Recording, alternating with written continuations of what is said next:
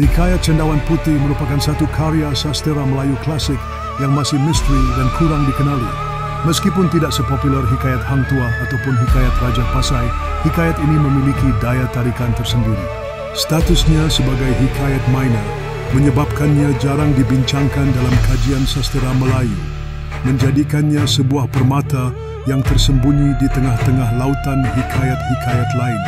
Dalam dunia kesusasteraan, kelangkaan naskah seringkali mencetuskan rasa ingin tahu, walaupun maklumat mengenainya sangat terhad. Berdasarkan tajuknya, Cendawan Putih, hikayat ini berkemungkinan berkaitan dengan unsur alam dan magis. Cendawan seringkali dikaitkan dengan perubatan tradisional dan mempunyai khasiat penyembuhan.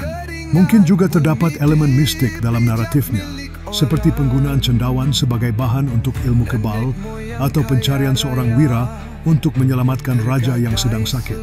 Watak utama dalam hikayat ini mungkin merentasi hutan belantara dalam pencarian yang mencabar, di mana ia bertemu dengan makhluk halus atau penjaga gaib yang akan membantu atau menghalangnya dalam mencapai tujuan.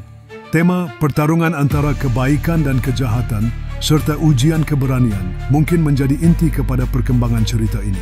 Secara umum, hikayat Cendawan Putih mengandungi elemen pengembaraan, di mana watak utama menjalani pelbagai cabaran dalam mencari cendawan yang sukar ditemui. Terdapat harapan untuk bertemu semula kekuatan yang hilang dan mengembalikan kesejahteraan kepada masyarakat. Meskipun banyak rantai maklumat mengenai hikayat ini yang terputus dan tidak jelas, ia tetap menawarkan cerminan kepercayaan tradisional masyarakat Melayu. Hikayat ini mungkin membawa pengajaran moral, tunjuk ajar tentang kesabaran dan penghormatan kepada alam, mengajak kita merenungkan hubungan manusia dengan kekuatan luar biasa yang wujud di sekeliling kita. Penyelidikan ke atas hikayat Cendawan Putih menemui cabaran, antaranya ketiadaan teks yang mudah diakses. Kekeliruan mengenai judul juga sering berlaku, yang boleh menyebabkan cerita ini dihimpunkan dalam hikayat lain yang lebih besar. Namun perhatian yang lebih kepada hikayat-hikayat utama mengabaikan potensi cerita-cerita kecil yang menyimpan kekayaan budaya. Dengan lebih penekanan terhadap hikayat-hikayat minor ini, kita berpeluang untuk mengungkapkan pelbagai kisah dan warisan yang sering terlupakan, memberikan ruang untuk menghargai kekayaan sastera Melayu yang pelbagai. Hikayat Cendawan Putih merupakan sebuah karya sastera Melayu klasik yang agak misteri dan kurang dikenali berbanding hikayat-hikayat utama seperti hikayat Hang Tuah atau hikayat Raja Pasai. Maklumat mengenainya sangat terhad dan tidak seluas hikayat-hikayat besar yang lain. Berikut adalah huraian berdasarkan apa yang diketahui atau boleh disimpulkan. Satu, status kelangkaan.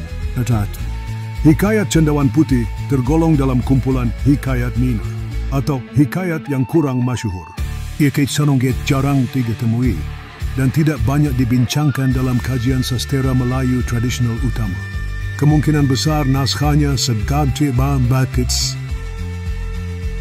sangat sedikit dan tersimpan di perpustakaan atau koleksi pribadi tertentu, atau mungkin juga telah hilang.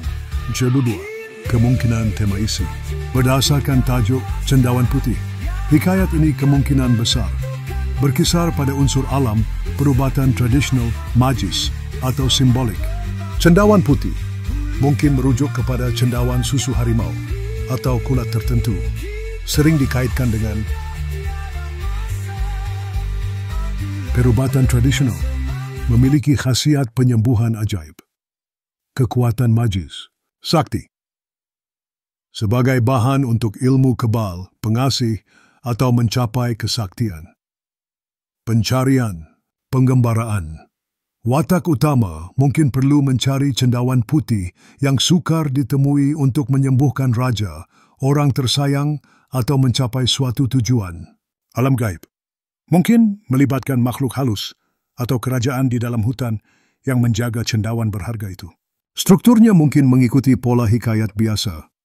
Pengembaraan, cabaran, pertolongan makhluk halus atau orang sakti, dan akhirnya kejayaan mendapatkan cendawan putih tersebut. Tema dan kebaikan versus kejahatan, kesetiaan, dan ujian keberanian juga mungkin wujud. Kemungkinan konteks. Hikayat ini kemungkinan berasal dari tradisi sastera rakyat atau cerita lisan, yang kemudian dituliskan mungkin dari kalangan masyarakat yang hidup dekat dengan hutan seperti di Sumatera atau semenanjung Tanah Melayu.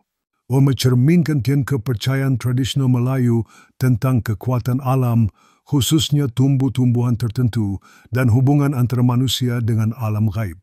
Ia mungkin berfungsi sebagai gambar hiburan dan juga pengajaran moral, misalnya tentang kesabaran mencari yang sukar, menghormati alam atau akibat tamak por. Cabaran penyelidikan. Dan ketiadaan teks mudah capai. Sangat sukar untuk